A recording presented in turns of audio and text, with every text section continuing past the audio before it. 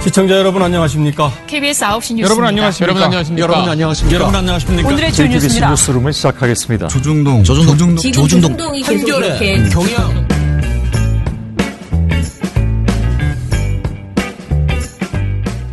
민원연의 미디어 탈곡기 518을 시작하겠습니다. 예, 안녕하세요. 저는 민원연에서 사무처장을 맡고 있는 김원경입니다. 모니터 팀장 이봉호입니다. 이정일입니다. 예, 저희가 오늘부터 오늘 특집으로 지금 제작을 하려고 하거든요. 왜냐면 정준영 그리고 승리 이 두 사람 때문에 우리가 아주 모니터하는 분들이 며칠 동안 정말 이상한 그 보도들에 시달리고 방송에 시달리고 있습니다. 그래서 관련된 보고서가 여러 건이 나와가지고요. 좀 이게 쪼개가지고 이날저날 맨날 이 주제를 가지고 하는 건 너무 산만하잖아요. 우리도. 그렇죠? 예. 네. 그래서 몰아가지고 최근에 관련 보도의 문제점들을 쭉 훑어볼게요. 그런데 이게 보도도 있고요. 그리고 종편 시사 토크쇼도 있고요. 그리고 뭐 여러 가지 아무튼 문제점들이 있어요. 이거를 종합해 보겠습니다. 일단은 오늘은 종편 모니터 이야기부터 해볼게요. 자, 제가 미리 말씀드릴 것은 어제 제가 저널리즘 토크쇼 제2에 나가서 이 관련된 이야기를 했거든요. 정준영 승리 관련된 이야기들이었어요. 그런데 이야기를 1시간 내내 이게 이상한 그 방송에 대해서 얘기를 하다 보니까 보통은 이제 좀 절반 주제를 나눠가지고 하나는 좀 주요한 어떤 시사 문제 뭐 이런 걸 얘기하고 했는데 어제는 내내 성범죄 관련된 이야기를 이제 우리가 했어요. 그래서 굉장히 하고 나니까 좀 피곤해지더라고요. 그래서 오늘도 미리 말씀드리지만 좀 듣기 좋은 얘기는 아니에요. 그런데 또 이 주제가 그렇게 가벼운 성범죄, 그러니까 성범죄가 가볍다는 게 아니고요. 그냥 일개 성범죄는 또 아니잖아요. 이게 정말 어떻게 보면은 우리 사회의 적폐라고 할 수 있는 그런 사안들의 종합체라고도 볼 수 있어요. 그래서 이것을 우리가 흥미 위주로 소비하지 않고 제대로 이 사안을 알고 갈 필요는 분명히 있다. 그러니까 저는 뉴스 가치는 너무너무 큰 그런 사안이다. 네. 다만 보도 행태가 해괴하기 때문에 정말 그 뉴스의 그 본질을 제대로 전해주지 않기 때문에 이 문제를 집중적으로 이야기를 해야 된다라는 생각을 하고 있습니다. 자, 그러면 시작해 보겠습니다.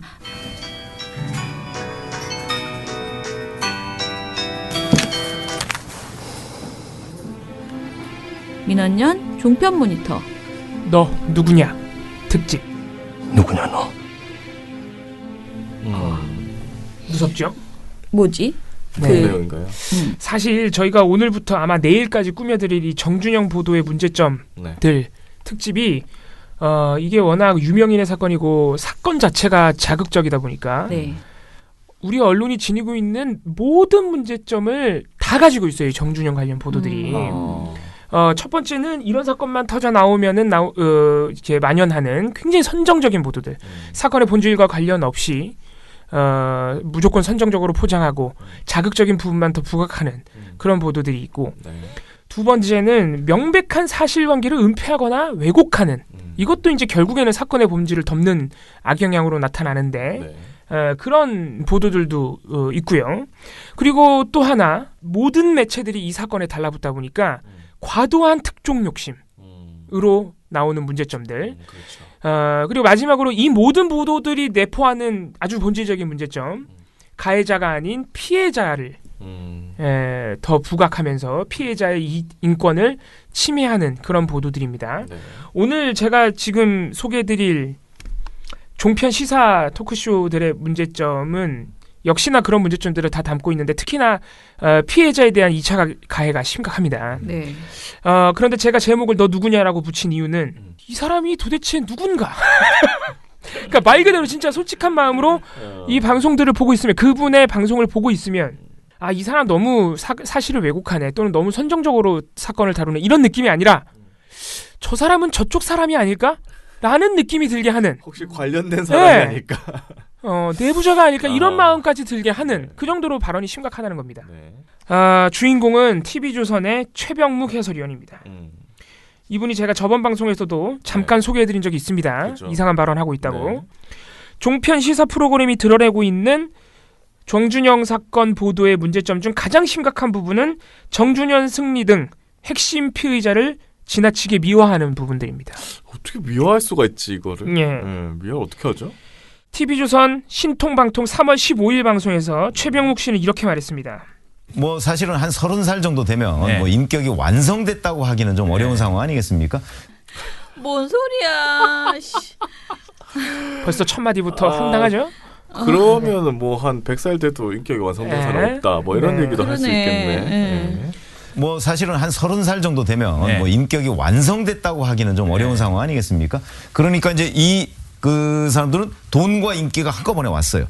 근데 그 정도만 해도 사실은 그 착각에 빠지지 않을 수도 있어요. 예. 그런데 또 하나 바로 이 대목에서 유착이라는 게 있습니다. 그러니까 권력기관 뭐 총장인지 총장인지 모르지만 예. 굉장한 사람이 자기들 뒤를 봐주고 있다고 생각을 하니까 너무나 든든한 거예요. 거기다 돈까지 있고 권력까지 있다 이렇게 생각을 사람들을 하니까 날 너무 좋아하죠. 대접해주죠. 그렇죠. 그렇게 그러니까. 되니까 이제 예. 아 정말 나는 뭘 해도 상관없고 약간의 잘못을 저질러도 봐줄 테니까 그러니까 이제 특권 의식에 사로잡히게 되는 거죠. 예. 아마 누구든지 저런 단계에 가면 그러지 않았을까 하는 생각을 하게 됩니다. 30살은 인격이 완성되지 않은 나이이기 때문에 돈과 권력이 많으면 누구든 그런 범죄를 저지를 수 있다. 이런 말이죠. 최병욱 씨가 도대체 세상을 어떻게 살고 있는지 저는 잘 모르겠습니다만은 야, 이거는 뭐 30대 비하 발언 아닙니까? 30대이지만 정준영 승리가 저지른 범행을 저지르지 않고 착하게 사는 분들이 훨씬 더 많습니다. 거의 대부분이에요. 예.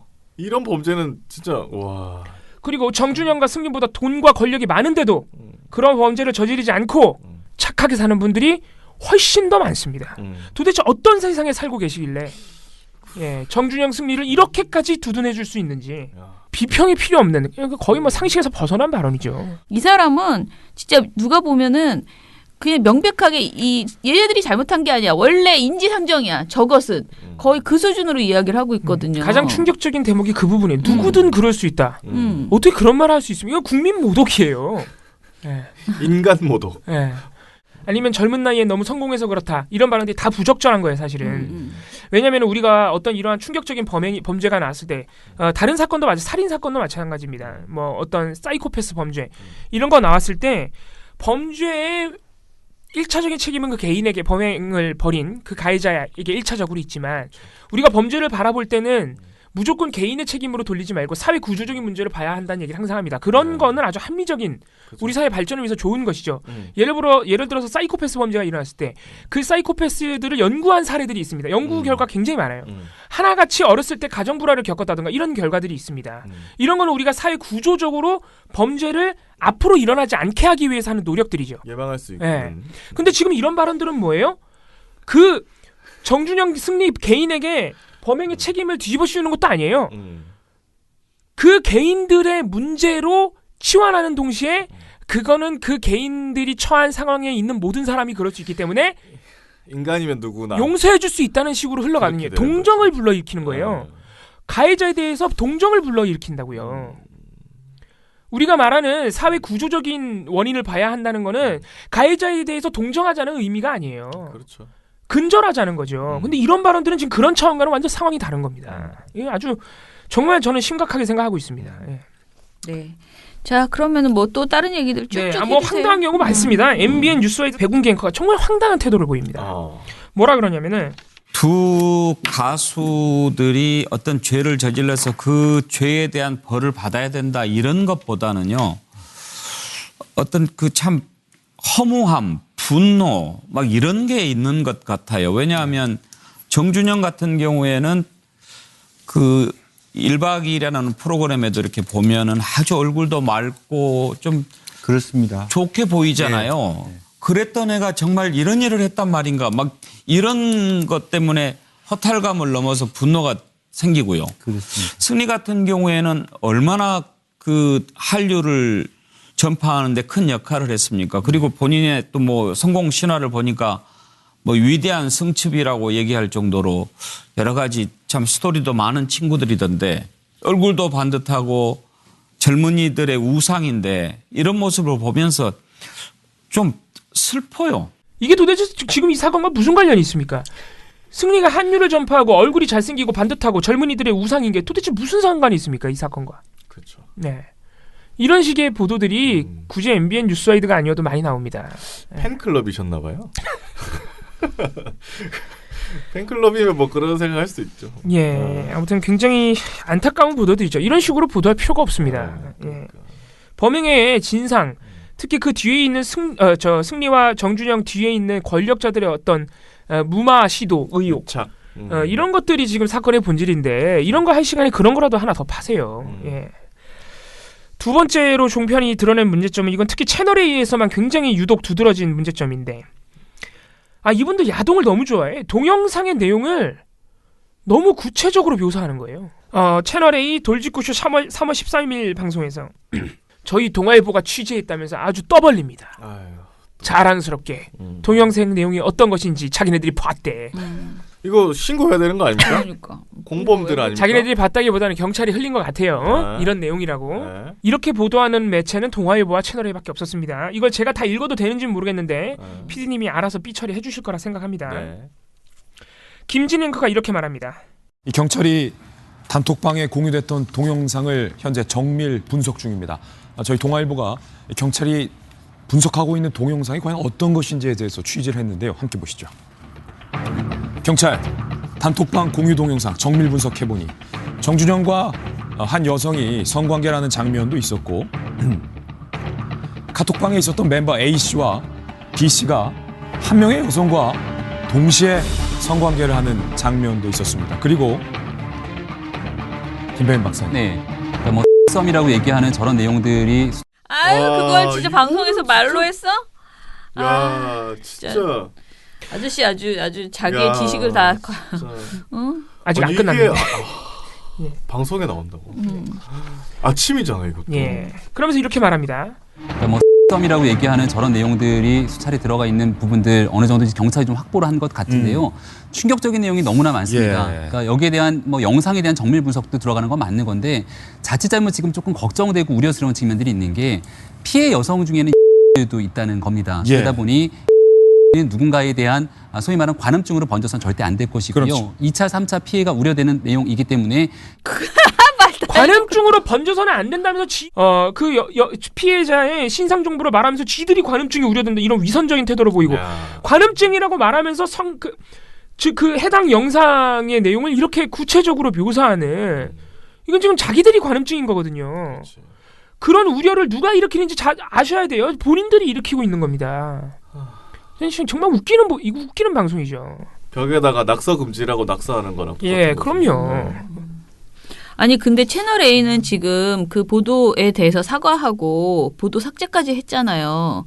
그럼 보도국하고 이 시사국하고 이렇게 따로 놀아서 되겠습니까? 이게 보도국에서 그렇게 엄중하게 기자들이 항의하고 내부에서 기자협회에서 그렇게 항의하고 삭제했으면 네. 그러면은 보도국에 그러니까 이 시사국에 있는 사람들도 이 보조를 맞춰야 될 거 아니야. 근데 이거를 지금 패널이 나와서 실수를 한 게 아니고 김진 앵커가 했다는 거잖아요. 그죠? 이게 뭐 이거 이상해. 대본에 있다는 얘기잖아요. 신상 정보를 누출한 것은 김병민 패널인데요. 어쨌든 성관계 영상을 네, 김병민 패널이 뭐 신상 정보 유출하고 그 무슨 썸 이것도 얘기를 한 것도 김병민인데 김병민은 사실상 우리가 차명진 얘기하듯이 이 세트잖아요. 지금 채널A에서 김병민 교수는 완전히 오래된 특히 이 방송 돌직구쇼에 거의 이 사람은 진행자에 가까워요. 맞습니다. 거의 그 정도로 예. 자주 고정이고 진행자에 가깝습니다. 예, 근데 이렇게 방송 오래 출연하는 사람이 이거를 그냥 말을 해버렸다. 그리고 신상 정보까지 얘기한다. 이거는 말이 안 되는 것 같아요. 이건 진짜 채널A는 요번에 이걸로 굉장히 여러 개 맞겠네요. 날려야 됩니다. 방송심의. 이거 네. 방통심의가 이거 심의 다 지금 일부는 넣었고 아직 넣어야 될 게 또 남아 있지만은 네네. 방통심의가 이런 거 어떻게 넘어가는지 한번 보겠습니다, 진짜로. 예. 근데 방통심은 내가 믿을 수가 없어. 네. 이때까지 하는 거 그러니까 보면. 처장님도 지금 말씀하셨지만은 이게 13일 방송이에요. 바로 전날 채널A 뉴스A가 메인 뉴스가 피해자 신상 정보를 노출했다가 바로 이 13일 이날 저녁에 사과하고 보도 삭제했거든요. 근데 그날 아침에 돌직구쇼는 그 신상 정보를 또 노출하고 있는 거예요. 아니 같이 사과하고 하질 못할 네. 거죠. 콩가루 집안이라는 걸 인증하고 있는 거지. 또 하나 말씀드릴 건 제가 아까 방송 서두에 최병목 씨 말씀드렸는데 이분이 피의자들을 이제 미화하는 것은 물론이고 진짜 왜 이러나 싶을 정도로 경찰을 너무 두둔해요. 이것도 사실 큰 문제입니다. 그러니까 물론 어떤 사건에서 경찰의 공식 입장이 있고 경찰이 법을 지키면서 수사하다 보면 어쩔 수 없는 대목들이 있습니다. 이런 부분들을 보도에서 밝혀주는 건 필요해요. 그런데 지금 이 정준영 사건에서 경찰의 입장을 단순 소개하는 것을 넘어 그 입장이 옳다고 주장하는 것은 굉장히 부적절한 측면이 있습니다. 그렇죠. 왜냐하면 경찰이 정준영 사건 경우에는 2016년에 경찰이 포렌식 업체한테 복구가 불가능하다는 확인서를 좀 써달라고 사건을 은폐하려 한 시도가 녹취로 남아있어요. 이건 확고부동한 증거입니다. 그리고 정준영이 이번 사건에서도 12일 날 귀국했는데 14일까지 내비뒀죠. 그렇죠. 증거인멸 우려가 시민들이 아니라요. 법조계에서 쏟아져 나왔어요. 쏟아져 나왔어요. 그렇죠. 예. 사실 귀국하자마자 긴급 체포될 거라고 생각했었는데 예. 전혀 긴급 체포는 그렇다 치자 이거예요. 긴급 체포는 그렇다 치더라도 귀국한 다음 날 소환할 수도 있는 거고요. 그리고 귀국하자마자 휴대폰은 압수했어야 된다는 의견이 지금 중론이에요. 네. 보수 진보 할 것 없습니다. 이건 보수 진보의 문제가 아니에요. 이런 상황에서 경찰의 태도를 두둔한다는 것은 어떻게 보면은 이미 확고부동이 드러난 사실관계들을 왜곡할 가능성이 굉장히 큰 거죠. 이게 진짜 연예인이 아니고 뭐 일반인이거나 예. 만약에 뭐 그랬으면 어땠을까 하는 생각을 해요. 저는. 예. 그렇죠. 그런 측면도 있습니다. 네. 3월 15일 제가 아까 말씀드린 그 신통방통 이 3월 15일 방송에서 진짜 최병묵 씨가 맹활약을 한 것인데 이분이 이 경찰이 휴대폰을 귀국하자마자 압수수색 안 한 부분에 대해서 어떻게 말하느냐. 이날 진행자 포함 모든 패널들이 왜 압수수색 안 했냐, 압수 안 했냐 모두 한결같이 말했습니다. 네. 특히 진행자도 압수를 했어야 된다는 입장을 분명히 밝혀요. TV조선의 진행자 그렇게 할 정도면요 더 이상 말할 것도 없는 거예요. 그러니까 그런데도 최병묵 씨는 혐의점이 좀 그냥 신문에 보도되는 수준이 아니고 네. 좀 더 구체화됐을 때 휴대전화에 대한 압수수색 영장을 청구해야 영장이 발부가 되는 것이지 그냥 이런 의심이 있는데 일단 휴대전화부터 내놔봐 이런 식이어서는 곤란하다는 거예요. 그러니까 진행자가 계속 말해요. 그럴 수는 있지만 증거인멸의 우려가 너무 큰 상황이다라고 2번이나 말합니다. 그러니까 최병묵 씨가 없앨 수가 있잖아요, 이게. 그냥 본인이 그러니까 아주 기술 업체에서 가서 없애는 건 모르겠는데 본인이 없애는 정도는 뭐 디지털 포렌식으로 충분히 그 복원이 가능하거든요. 그럴 줄 알았는데 네. 지금은 저희들이 생각하는 것보다 이 젊은 친구들이 핸드폰에 대해서 너무나 많이 알고 있어서 완전 영구 삭제하는 방법도 가능하다는 거예요. 그런 얘기까지 들려나오고 있는 상황이기 때문에 과연 그러면 경찰이 왜 핸드폰을 빨리 확보를 하지 않았을까? 그 다른 이면에 다른 또 이유가 있는 건 아닌가 또 이런 의심이 뭐 그런 들어요. 의심은 할 수가 있는데 저는 하여튼 기술적인 측면도 있다고 봅니다. 그 기술적인 측면이라는 거는 혐의사항이 이게 조사가 지금 사실 초기잖아요. 그리고 신문 보도만 어마어마하게 나와 있고 뭐 그 이제 이게 공익제보자를 대리해서 국민권익위원회에 문자 메시지나 뭐 이런 걸 그 이제 신고했던 그 변호사의 말 같은 거밖에 없거든요. 지금 그렇기 때문에 아마 지금 휴대전화 압수할 수 있는 단계가 될까? 저는 약간의 의문이고 다만 이제 그 전에라도 지금 이제 어제 승리 씨에 대해서 또는 저 정준영 씨에 대해서 한 것처럼 임의 제출식으로 받는 거는 상관이 없죠. 지금 이 상황은 이게 3월 15일 방송이거든요. 네. 그럼 이미 SBS가 보도를 내기 시작한 지 4일째입니다. 네. 1, 2, 3, 4, 5일째입니다. 15일쯤 되면요. 경찰이 2016년 사건에서 증거를 경찰이 축소 은폐하려 했다는 정황도 이미 다 보도된 이후입니다. 근데도 이렇게 한다는 거는 좀 상식적으로 전혀 이해가 안 가네요, 진짜. 이런 상황에서 지금 나온 것이 신문 보도 몇 개밖에 없다. 공익제보로라는 변호사의 말밖에 없다. 이런 식으로 얘기를 할 수 있습니까? 그건 아닌데. 이건 사실관계를 왜곡한 거예요. 완전히 다른 얘기인데. 엄청나게 많은 정황이 나온 거죠. 심지어 그 보도를 열심히 한 건 신문이 아닌데 왜 자꾸 신문이라 그래. 방송인데. 그러니까 방송을 안 보고 신문만 보나? 이런 이유로 경찰의 휴대폰 압수를 안 한 것이 정당하다고 할 수는 없는 겁니다. 그러면 최병묵 씨는 가능성이 두 가지 있는 것 같아요. 이게 진짜 관련이 있거나 이 사람이 아니 이 사람이 진짜 관련이 있거나 그래서 실드를 쳐주고 싶은 거야. 예. 그거나 아니면 PD가 요거 부탁하나 계속? 반대 좀 해주세요. 왜냐면 어차피 다 욕할 거고 다 글쎄요, 할 뭐 그럴 거니까. 수는 있다고 봅니다. 그럴 수는 반대맨 있는데. 요거 한번 반대맨 한 번만. 네. 근데 그거는 오히려 더 PD 그러니까 제작진에 있어서는 말이 안 되는 얘기죠. 망한 제작진이죠. 네, 정말로 사실관계가 뚜렷한 경우에는 모든 패널들이 당연히 비판해야 되는 겁니다. 그렇죠. 예. 하물며 진행자도 그러고 있는데. 아무튼간 이게 끝이 아닙니다. 아이고.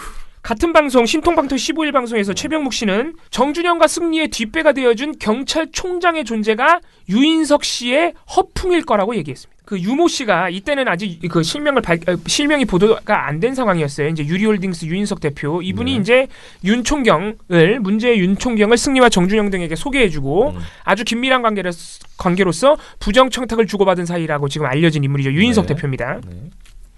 이분과 경찰과의 유착이 지금 중요한 문제인데 그 유모 씨는 경찰총장이라는 사람이 누군지 알지 않겠습니까?라고 물어보자 최병묵 씨가 그러니까 지금 진행자는 계속해서 사건의 진상을 더 구체적으로 팔려고 질문을 하는 건데 최병묵 씨 뭐라고 대답하냐면은 틀림없이 이제 우리가 지금까지 보도 나온 내용을 보면 유모 씨는 틀림없이 알고 있을 것으로 보이는데 거기에 우리가 하나 또 상상력을 좀 동원해 보자면 이 유모 씨가 허풍을 치거나 아니면 과장을 했을 가능성 이것도 반드시 또 염두에 둬야 된다고 생각해요. 왜 그러냐면 지금 강신명 전 청장이나 뭐 이런 분들이 완강하게 지금 부인을 하고 있잖아요. 그럼 당시에 경찰청장이 부인하고 있으면 지금 경찰청장일 가능성이 제일 높다고 보는데 그렇게 된다면 이게 뭔가 잘못됐을 수도 있는 것 아니야? 더군다나 이게 그 휴대전화에서 확실히 봤다는 것도 아니에요.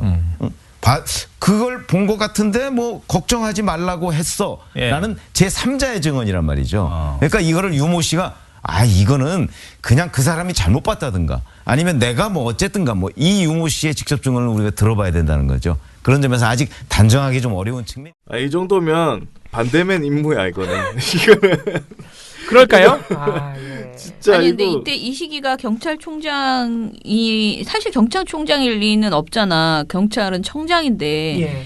총경이라는 게 안 밝혀졌을 때인 거예요. 그렇죠. 이 방송 이 방송 아직 윤 총경이 보도가 나오기는 전입니다만은 음. 이미 그 전에 이게 15일 방송인데 13일 보도에서 SBS가 경찰총장이라고 언급되는 사람의 경우 총경급 고위 간부일 가능성이 높다고 이미 보도를 했습니다.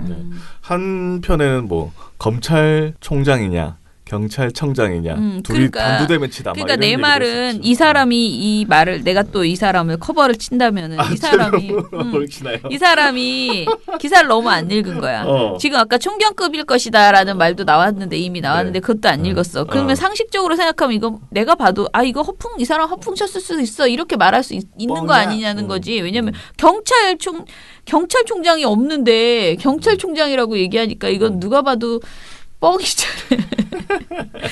그러면은 거기다 대고 경찰청장일까 검찰총장일까 막 이렇게 그거를 따져보는 것보다는 나는 아무튼간에 이 시기가 그렇다면은 좀 그러면 이제 좀 사실은 이제 제가 할 수 있는 말은 이거예요. 방송에 시사 토크쇼에 나오는 사람이 최소한 그런 건 다 알아보고 지금 이 논의가 어디까지 진행됐는지 알아보고 나왔어야지 되는데 경찰총장이 없으니 이건 뻥일 것이다, 허풍일 것이다라고 이렇게 다 나간 거는 이건 좀 아니다라는 거죠. 처장님 말씀이 맞습니다. 총경급 고위 간부일 가능성이 높다는 보도가 이미 나온 상황이었습니다. 근데 윤 총경이 아직 안 나왔기 때문에 이때는 그렇게 100% 그 존재를 신뢰할 수 없다 치자고요. 근데 이미 SBS가 13일, 14일, 15일까지, 14일까지 어떤 보도를 내놨습니까?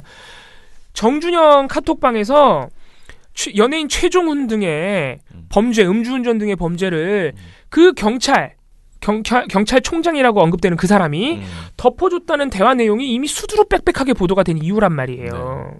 물론 최병호 씨가 그 부분도 일부 언급하긴 했습니다만은 그러면서 SBS가 총경급 간부일 가능성이 있다라고 보도를 했으면요 최소한 경찰총장이라는 직급이었기 때문에 그 사람이 누구인지 속단할 수 없다.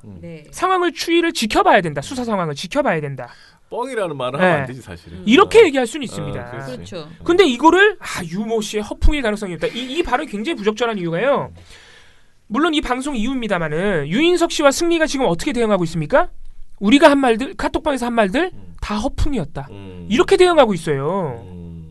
지금 그거랑 똑같은 논리 아니에요. 야, 이거 그럼 반대면이 아니라 약간 그러니까 물론 사건 이게 최병욱 씨 발언 이후의 상황들입니다만은 얼마나 위험한 발언인지 인지를 했어야 된다는 거라고요. 관계자 가능성이 더 높아지는데. 언론이라면은 그 정도 카톡방 내용 그 정도 정황이 나오면요. 언론이라면은 누구인지 있다는 전제하에 캐려고 노력을 해야 되지. 그런 거 없어. 이렇게 하면 안 된다는 거죠. 심지어 그 그러니까 기득권자의 어떤 부패가 연관된 이슈인데 그렇죠. 어떻게 없다고 가정할 수 있습니까? 그러면 안 되는 겁니다. 아무튼간에 굉장히 부적절한 측면이 많았고요. 물론 PD님 말씀하신 대로 모든 패널들과 진행자까지 굉장히 경찰에 대해서 비판적이고 경찰이 있을 것이다 라고 강력하게 주장하는 와중이었기 때문에 네. 최병욱 씨가 내가 촉대를 기계적 중립을 위해서 내가 촉대를 걸고 반대한다. 예. 그랬을 그랬을 수 있습니다. 수 근데 있죠. 그런 것을 우리가 중립이라고 하지 않습니다. 그렇죠. 이거 말이 안 예. 되지. 명확한 진실이 있는 경우에는 기계적 중립이 성립하지 않는 겁니다. 말도 안 되는 예. 거죠. 아무튼 종편에서는 이런 문제점들이 웃기고 있다. 노출됐습니다. 네. 잘 가라 TV조선. 수고했다 민원연. 언론의 민낯을 아는데 도움되는 정보만. 끝이 아닌 다른 시작. 민주언론 시민연합.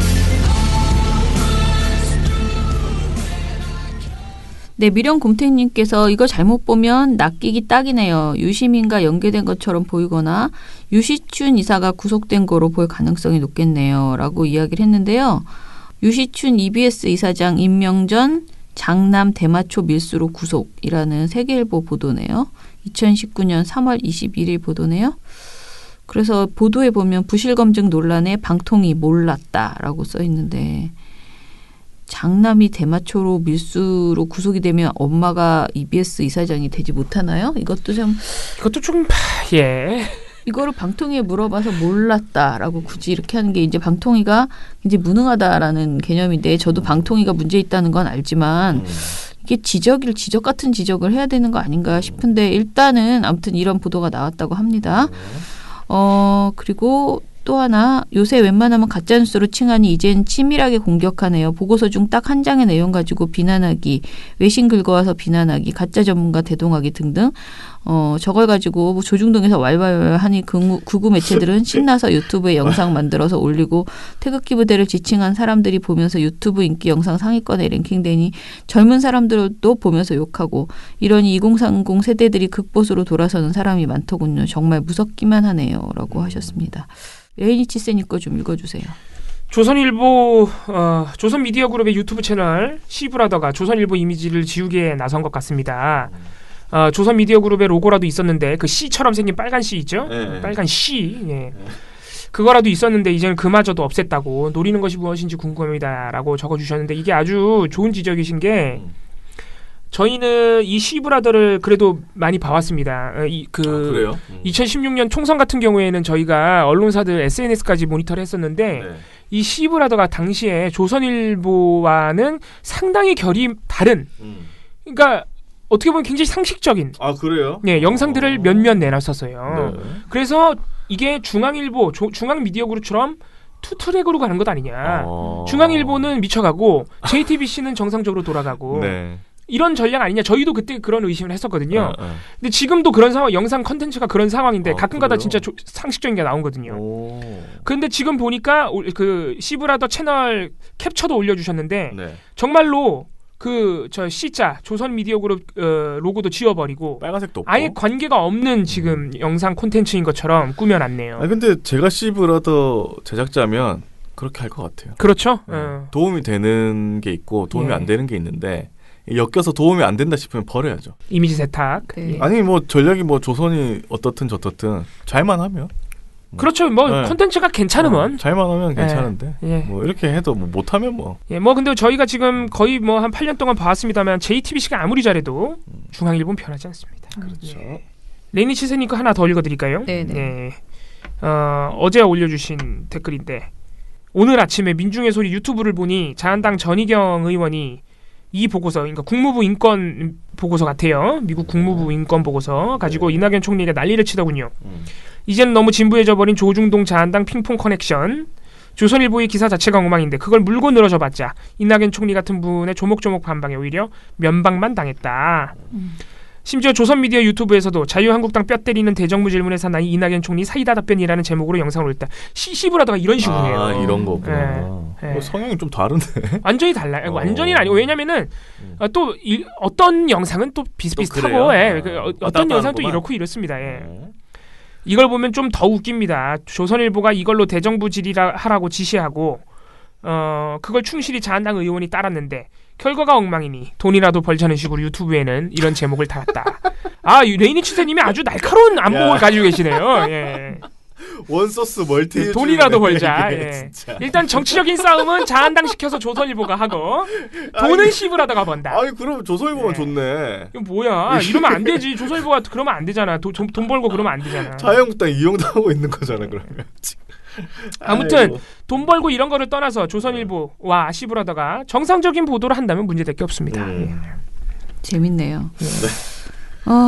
제가 지금 그냥 유튜브 있는 댓글들을 몇 개 좀 더 봤는데요. 저도 이제 최근에 유튜브에도 댓글이 많이 달리니까. 근데 정말 웃긴 게 저희가 나경원 그 반민특위 발언 그때 당시에 제가 욕을 하지 말자라고 했잖아요. 네. 그리고 이제 전효옥 작가 관련해서도 제가 제발 저희 유튜브 댓글만이라도 좀 청정했으면 좋겠다라고 했는데 정말 웃기게 욕을 안 하기 너무 힘들다고 욕을 참는 댓글이 엄청 보인다. 흐흐.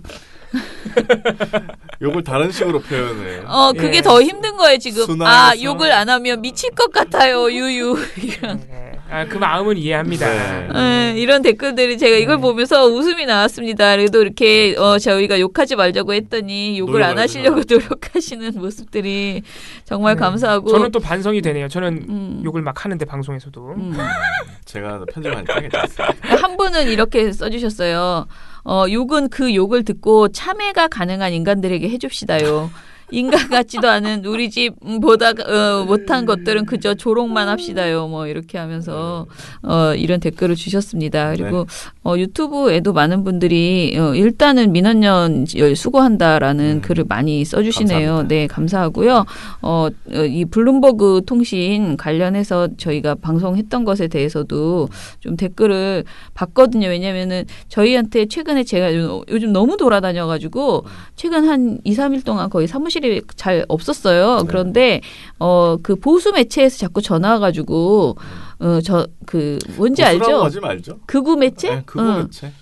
그런 데서 인터넷 극우 인터넷 매체. 극우 매체에서 전화 와서 민원연은 왜 블룸버그 통신에 그 언론 통제 우리 이제 언론 옥죄는 이런 거에 대해서 입장을 내지 않느냐라고 하는 그런 전화를 자꾸 하나 봐요. 지금 민원연의 입장을 묻는. 자기 나름대로는 깐족거린다고 얘기를 하는 거겠죠. 네네. 저희 어제 방송 들으시면 됩니다. 저희는 그걸 민주당의 논평을 언론 통제라고 보지 않습니다. 네네. 그래서 그거에 대해서 얘기를 계속 하는데 사실 저는 제가 애초에 말씀드렸잖아요. 민주당이 애초에 그 표현이 약간 좀 좀 세서 뭐 이렇게까지 이렇게까지 할 필요는 없었는데라고 그냥 오히려 건조하게 지적을 했다면 반박을 받지 않고 애초에 지적의 그 본질 그리고 저는 지적에서 가장 중요한 것은 블룸버그 통신을 비판하거나 이유경 기자를 비판하는 게 아니고 저는 오히려 그런 기사만 가져다 쓰는 조선일보의 그 외신 보도 그걸 비판했어야지 된다라고 생각을 하는데 이게 마치 그 한 사람의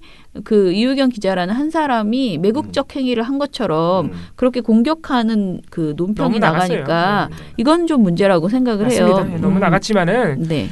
그것도 언론사와 그 해당 언론사를 보고 있는 사람들의 비평과 반박의 대결이 될 수는 있지만은 언론 통제라 그러면은 보도를 못하게 하거나 뭐 인사상의 불이익을 주거나 그런 것도 아니고 뭐 어쩌라는 거야. 그러니까 저희 판단에는 민주당이 너무 과도하게 반응한 측면은 있습니다. 네네, 있어요. 과도하게 측면한 반응은 있지만은 우리가 민주당이 과도하게 반응한 것까지 보고서를 쓰고 논평을 쓰는 단체가 아니에요. 예. 우리가 무슨 그 민주당 하청업체도 아니고 말이죠. 예. 그리고 민주당도 과하지만 외신기자 클럽도 과했어요. 그럼요. 똑같이 과했다고 저는 생각하고요. 맞아요. 더 과했죠. 그게 무슨 언론 통제야. 네. 그 이사 11명 특히 일본 사람들 많은 그 이사 11명이 지들끼리 성명 내가지고 우리가 그것도 논평 쓸 수 있는데 안 썼잖아요. 그럼 우리가 공평한 거 아니야? 네. 뭐 공평하냐 아니냐를 떠나서 아무튼 너무 민원연의 입장을 간절하게 바라고 계시는 이 극우 단체들께 극우 매체들께 말씀드리는데 논평 쓸 사안은 아니라고 판단했고요. 그리고 블룸버그 통신의 이 문제 자체보다는 저희가 시간을 내서라도 외신 보도의 문제점을 짚기는 하겠다. 그런데 그 과정에서 예를 들면 조선일보가 수많은 좋은 뭐 로이터 통신도 있고 외신 정말 많은데 그리고 막 얼마나 그 가디언지 이런 거 많습니까? 그런데 좋은 데서 나오는 외신은 왜 안 갖다 쓰고 그 옆집에 사는 블룸버그 통신 그것도 서울지국에서 나온 제가 찾아봤어요. 서울지국이 도대체 어딘가 주소도 좀 찍어봤더니 세종로 동아미디어 그 그룹 있죠. 거기에 상주하고 있더라고요. 그런데 진짜 옆집이야. 그렇게 보면 바로 옆집에서 쓴 그 기사를 그렇게 자꾸 외신이라며 가져다 쓰는 이유가 있지 않겠느냐. 그렇죠. 그래서 이걸 우리가 분석을 해서 그 지적을 하는 쪽으로 가야 되겠다라고 지금 네. 생각을 하고 있습니다. 그런 보고서는 낼만합니다. 제가 어제도 저번 방송에서도 말씀드렸는데 우리가 보고서를 쓰려면요. 블룸버그 통신의 보고서를 쓰는 게 아니라 우리 언론들이 남북 관계에 있어서 어떤 경향의 외신만 인용하고 있느냐 그 비중까지 다 체크해야 돼요. 네, 네. 그런 보고서가 의미가 있는. 우잉 이님께서 언론 비평이면 언론에서 사용하는 단어를 그대로 옮겨야 하는지 궁금합니다. 어제 뉴스공장에서 관련 이야기를 듣고 나니 김학의 성접대 사건이라는 단어가 방향을 틀어 왜곡 축소시킨다는 생각이 듭니다 하셨어요. 우잉 이님께서 무슨 지적을 하시는 건지가 좀 혼동스러운 게 일단 언론에서 사용하는 단어를 그대로 옮겨야 하는지 궁금합니다 하신 것이 어떤 느낌이 저희는 드냐면은 예를 들어 이 승리에서 썸 이런 거 있잖아요. 이런 방송 그리고 막 우리가 비하 용어 이야기하다 보면 자꾸 그 비하 용어 그 자체가 언론에 등장하면 우리가 이거를 옮기잖아요. 근데 이 옮기지 말아라는 개념으로 지금 질문을 하신 건지 아니면 그 밑에 있는 성접대 사건 이런 식의 부적절한 프레임 있잖아요. 언론사가 만드는 그걸 우리가 그대로 해야 되는지를 뭐를 지적하셨는지 모르겠어요. 근데 저는 일단은 저희도 아까 봉우 씨가 말한 것처럼 계속 고민을 하고 있고 되도록이면 언론의 부적절한 용어 그거를 비판을 해야 되기 때문에 어느 정도 들려드려야 되지만 그걸 날 것 그대로 다 들려줘서 그 우리도 한마디로 또 한 번 그거를 또 한 번 가해를 하는 그건 안 하려고 계속 조심하고 있고요. 그리고 이 성접대 사건 이런 식의 프레임 부적절한 말은 바꿔야 된다고 생각합니다. 그래서 우리 스스로도 되도록이면은 예를 들면 정준영 게이트 뭐 정준영 스캔들 이런 식으로 하면 안 돼요. 사실은 그 사안이 정확하게 무엇인지 정준영이라는 이름은 들어갈 수 있지만은 그 사안의 본질을 정하는 그 느끼게 해주는 그런 이름으로 바꿔야 된다는 거죠. 어제 저희가 저널리즘 토크쇼 제2에서 이거 각자 이거에 대해서 생각을 했는데 성접대 사건 이거 쓰지 말고 뭐라고 쓰는 게 좋을까라고 하는데 뭐 굉장히 여러 가지 뭐 성범죄 사건이라고 해야 된다 아니면은 왜냐면 이게 이제 성접대가 아니고 성범죄다. 그리고 특수강간이다. 여러 가지 그 얘기가 이야기들을 많더라고요. 특수강간. 법조계에서는 특수강간으로 보는 게 많다. 뭐 이런 보도가 있어. 김학의 특수강간 사건 뭐 이렇게 해야 된다. 그렇게 여러 가지 아이디어가 나왔고요. 그리고 이제 하나는 뭐 요즘 누가 유명한 사람이 썬 학장, 버닝썬, 김학의 장자연 세 개의 사건 합쳐서 썬 학장이라고 부르자라고 얘기를 했다는 거예요. 그런데 뭐 또 장학선이라고도 아무튼 뭐 여러 가지로 부르는데 이거 왜냐면 이 세 사건에 공통점이 있으니 이 세 사건 한꺼번에 묶어서 우리가 계속 의제화하자. 기억하자. 그런 의미인 거예요. 근데 저도 공통점이 있다고는 생각을 해요. 왜냐면 이게 약간 권력 유착형 성범죄이고 권력 유착형 성범죄가 게다가 권력에 의해서 은폐되었던 그 사건이거든요. 그리고 언론 권력이 이거를 똑같이 은폐하고 축소시켜왔던 사건이고요. 그래서 정말 비슷한 점이 있고 아주 구악 중에 최고의 구악의 사건이다라는 생각이 들기 때문에 이 부분을 다 묶어서 우리가 네이밍할 필요는 있겠다. 그냥 이렇게 따로따로 나가면은 계속 사람들은 우리끼리 이 사건이 저 사건을 덮어요. 김학의 사건이 나오니까 장자연을 덮고 장자연 이렇게 되거든요. 근데 그렇게 생각하시지 마시고 묶으세요. 세 사건이 모두 공통점이 있으니까 이 사건이 있으면 저 사건을 까먹지 마시고요. 항상 이 세 개를 묶어서 이런 식의 일괄적인 왜냐하면 문재인 대통령도 그래서 이런 사건을 다 묶어서 모두 다 투명하게 처리돼야 된다라고 얘기하신 거잖아요. 그래서 그렇게 우리가 개념을 다시 잡고 이야기를 했으면 좋겠습니다. 네, 그리고 티에노님이 하나 써주셨는데 최병묵은 정준영 실드치기보다는 그냥 사오정 아닌가요? 이렇게 얘기하셨어요. 사회자의 무슨 질문인지 잘 못 알아듣고 아무 말이나 하고 대체 이 시국에 그런 소리를 한다는 건 본인도 본인 입에서 뭔 말이 나오는지 알 수 없는 스스로도 말하면서 본인의 뒤통수를 향해 욕을 할 수 있는 3인칭 관찰자 시점에 유체이따 상태가 아니었을까 하고 웃어 넘기겠습니다. 화는 BW가 대신 내주니까요 라고 하셨어요. 자, 저도 그리고 화난 건 아니고요. 고이양이 아빠님 신문 모니터 교실에 참여했습니다. 아. 열심히 노력해서 집중 경청하겠습니다. 네. 밝고 순수한 연예인 엄제이 짱 활동가 담당이니까요. 연예인까지 나왔네. 난리 났습니다. 저는 제 이분이 객관성을 잃었다고 생각합니다. 02392-01 81로 모두 전화 폭주 직전까지 문의하시고 신문 모니터 교실에 많이 참여하시길 바랍니다. 그리고 의리의 화신 BW 워워 모두 공감합니다. 플리자 이게 다 뭐야? 뭔지 모르겠어. 그때 캄다운 하라고. 예, 화를 많이 내서. 아 그런 겁니까? 용회1 용회원인가요? 님께서 5,000원을 후원해 주셨습니다. 흑토마님께서 2,000원을 후원해 주셨습니다. 감사합니다. 네, 상상이 현실이 되는 나라 오늘도 잘 들었습니다. 지랄도 풍년이네요. 민원연 모두 활동가들 인턴분들의 정신 건강이 걱정되네요. 내일도 탈탈탈 하셨습니다. 감사합니다. 저도 어제도 상상이 현실이 되는 나라와 그 두 분을 만나고 왔어. 어제 저 아직 노무현 재단 강의잖아요. 네. 그리고 이제 그 노무현 재단 강의는 나름 비싸요. 수강료가 있어요. 그런데 우리 민원연 신문 모니터 교실은 수강료가 없는 무료 강의입니다. 그리고 신문 모니터 교실은 되도록이면은 신문분과에 참여하실 수 있는 분들만 할 수 있습니다.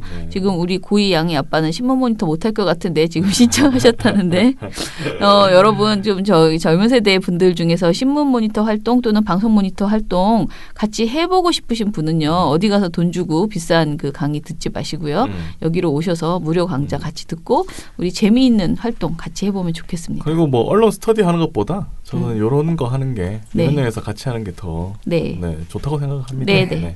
좋은 경험이 되실 수 있습니다. 그리고 채용 많이 관심 가주시고. 관심 가져주시기 바랍니다. 자, 그럼 오늘 방송 이것으로 마무리할게요. 민원연의 미디어 탈곡기는 내일도 열심히 털어드리겠습니다. 탈탈탈 안녕.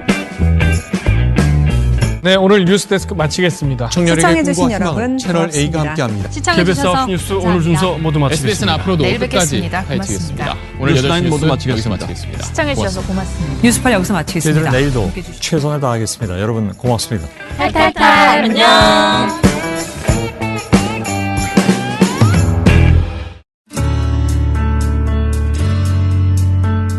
부모가 되면 뒤를 보게 된다. 내 인생의 전부가 있으니까. 가족이 살아갈 사회가 언론으로 인해 더 편안하고 안전하게. 우리 가족 첫 번째 시민단체 민주언론시민연합.